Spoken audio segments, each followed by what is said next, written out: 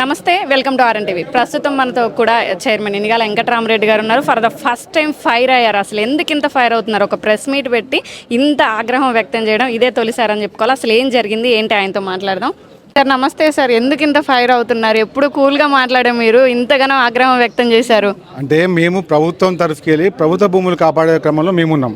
Okay, వాళ్ళు కబ్జాలకు అలవాటు ఎక్కడ ఏం చేద్దామనేది వాళ్ళు ఉన్నారు. ఇంకోటి ఏంటంటే మెయిన్ కన్సర్న్ ఏంటంటే పాపం అనవసరంగా వాళ్ళని నమ్ముకున్న కార్యకర్తల మీద పెద్ద పెద్ద కేసులు అవుతున్నాయి. అది మాకు బాధాకరం. ఎవరైనా మనిషి ఆ కార్యకర్తలు అనవసరంగా వాళ్ళ మాటలకు పడి వాళ్ళ మీద కేసులు అవుతున్నాయి. మాది ప్రభుత్వం కాబట్టి అందరి క్షేమం కోరుకుంటాం మేము.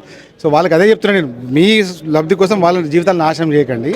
అది 100% ప్రభుత్వ భూమి. అది 1954కి వెళ్ళి అది ప్రభుత్వ భూమి. ఒక్క సంవత్సరం మధ్యలో ఎవడైతే చేసిండో వాని మీద 100% ఎంక్వైరీ అవుతుంది. వాడిని సస్పెండ్ చేయడం జరుగుతుంది. ఏ విధంగా అయితే ఏషియన్ మాల్ పక్కన చేసినామో శ్రీనివాసరావు అదే విధంగా మనం చేస్తాము. ఒకవేళ హెరిటేజ్ భూమి అప్పటికెళ్ళి ఉందంటే మళ్ళీ 1954లోనే ఉండాలి కదా. దేవాదాయ భూమో లేకపోతే ఏదో ఒక భూమి అని ఉండాలి కదా.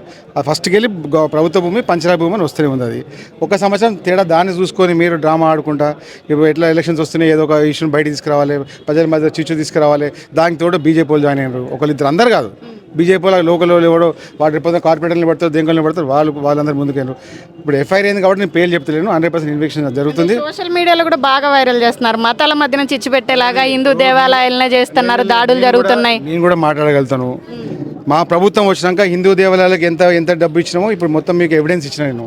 తెలంగాణ గవర్నమెంట్ వచ్చి మా ప్రభుత్వం వచ్చినాక ఏ డిస్టిక్ ఎంత ఇచ్చినో నిధులు దాదాపు 1000 కోట్లు లిస్ట్ మీకు ఇస్తా. దాని మీద చర్చకు దిగుదాము. హిందువులు టెంపుల్ కాపాడేది మేము. ఈ బీజేపీ వాళ్ళు మాట్లాడతారు. మీరు ఒక్క గుడికి ఏం తీసుకొచ్చినా తీసుకురండి, చూపించండి నాకు. తెలంగాణలో మీరు ఏ గుడికి డబ్బులు ఇచ్చినా చూపించండి. మేము ఇక్కడ అన్నీ చేసుకుంటూ వస్తుంటే మీరు దాన్ని డైవర్ట్ చేసి చిన్న పోస్టర్ పెట్టి ఏఐలో క్రియేట్ చేసి రేవంత్ రెడ్డి గారి ఫోటో పెట్టి గుళ్ళకు వ్యతిరేకం, హిందూ గుళ్ళకు వ్యతిరేకం, దేనికి వ్యతిరేకం? ఒక విగ్రహం దొరికితే నువ్వు ఒక ప్రజాప్రతినిధిగా పనిచేసినావు, ఒక పోలీసు వాళ్ళకి ఫోన్ చేయాలి, ఒక కలెక్టర్కి ఫోన్ చేయాలి. మేడం ఇలా పురాతన విగ్రహం దొరికింది, దీన్ని ఏం చేయాలని మీరు అడగాలి. మీరు ప్రజాప్రభుత్వంలో పనిచేసి మీరు గవర్నమెంట్లో పనిచేసిన వాళ్ళు, ఎమ్మెల్యేగా పనిచేసిన వాళ్ళు ఏం తెలియకుండా వాళ్ళని సపోర్ట్ చేస్తే తప్పది. అది మేము చెప్పేది. నీకు దమ్ముంటే నువ్వు బతకాలమ్మ నమ్ముతావు కదా, ఆ విగ్రహం మట్టిలో దొరికిందంటున్నావు కదా, నేను కూడా వస్తా, ప్రమాణం చేద్దాం. ప్రమాణాల దాకా ఎందుకు వెళ్తున్నారు సార్? ప్రమాణం చేస్తారు కదా, ఏమంటే బతకాలమ్మ నమ్ముతా అంటాడు కదా. మేము కూడా నమ్ముతాం, అమ్మవారిని నమ్ముతాం. నేను కూడా అమ్మవారి భక్తిని.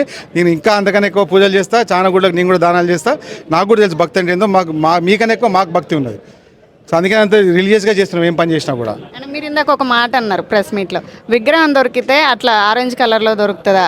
ఒక సింపుల్ క్వశ్చన్ కదా. ఇప్పుడు హనుమాన్ విగ్రహం ఆరెంజ్ కలర్లో ఉంది. మీరు అన్న హెరిటేజ్ చాలా పాత కాలం విగ్రహం అన్నారు కదా, అది మట్టిలో పుడకపోయినప్పుడు దాని కలర్ చేంజ్ కావాలా లేదా? Simple question, logic. ఎవరు చిన్నపిల్ల అడిగినా చెప్తారు.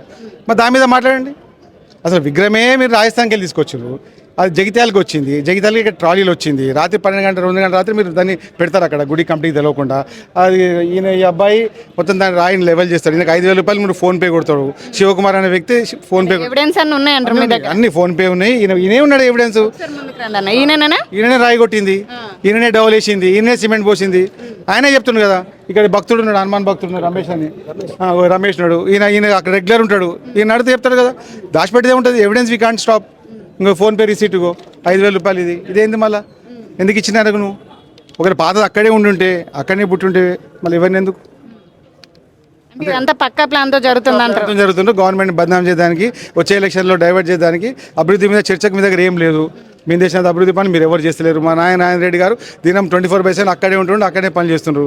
సో వాళ్ళకి అది నచ్చలేదు. సో అందుకనే కలెక్టర్ మేడం చెప్పిన, మేడం ఒక టాస్క్ ఫోర్స్ చేయండి. ఎందుకంటే ఇంకా ఇట్లాంటి విగ్రహాలు ఇంకా 20-30 ఉన్నాయంట. వాటిని కూడా తెచ్చి అక్కడిక్కడ ఓపెన్ జాగ్రత్తగా పెడతారు. ప్రజలారా మీరు కూడా జాగ్రత్తగా ఉండండి. ఆ విగ్రహాలు మీ దగ్గర కూడా వస్తాయి. సో అట్లాంటి వచ్చినప్పుడు మాకు టాస్క్ ఫోర్స్ నెంబర్ ఇస్తాం, ఫోన్ చేస్తే మేము కూడా ఆడుకొస్తాం. అంటే ఏదైనా ఉంటే అభివృద్ధి జరుగుతుందని రాజకీయాలు అనేది ఎథిక్స్తో మీరు ఏదైనా ఉంటే ఫైట్ చేసుకోవాలి. మతాల మధ్యన, కులాల మధ్యన ఇదంతా కూడా అదే పాయింట్.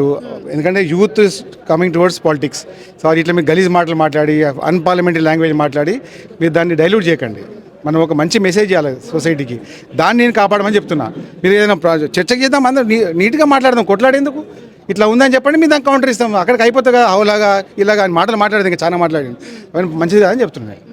అంటే చివరిగా ఏం చెప్తారు? ఇటు సోషల్ మీడియాలో కానివ్వండి, బయట కానివ్వండి, ఇదంతా కూడా అందరినీ ఒక రెచ్చగొట్టే భావం అనుకుందాం. అంటే ఎవరి మతాలైనా ఎవరైనా అందరూ భావిస్తాం, అందరూ గౌరవిస్తాం. కానీ ఇలా అందరికీ తెలియకుండా కొంతమంది తెలిసేలాగా ఇది ఇలా జరుగుతుంది, రెచ్చగొడుతున్నారు. ఇలాంటి వాటికి ఎలాంటి చర్యలు ఉండబోతున్నాయి? మీరేం చెప్తారు? అక్కడ గతంలో నర్సంపేటలో కూడా ఒక గుడి కూడా కూలగొట్టారు. ఇట్లా ప్రతిదీ వాళ్ళు కావాలని చేస్తున్నారు కాంగ్రెస్ ప్రభుత్వం అని చెప్తుంది కదా. మీరు అన్ని దాన్ని పోల్చకండి. ఇక్కడ ఇష్యూ సెపరేట్. ఇక్కడ ఓన్లీ వాళ్ళ ఉనికి కోసం కేటీఆర్ గారు వచ్చినప్పుడు ఆయన ఉనికి లేదు, నీకు గ్రాఫ్ లేస్తలేదంటే గ్రాఫ్ లేపుకోవడానికి ప్రయత్నం చేస్తుడు. మంచిది కాదు. ఎందుకంటే నిన్ను నమ్ముకున్న కార్యకర్తల జీవితాన్ని నాశనం చేయకు.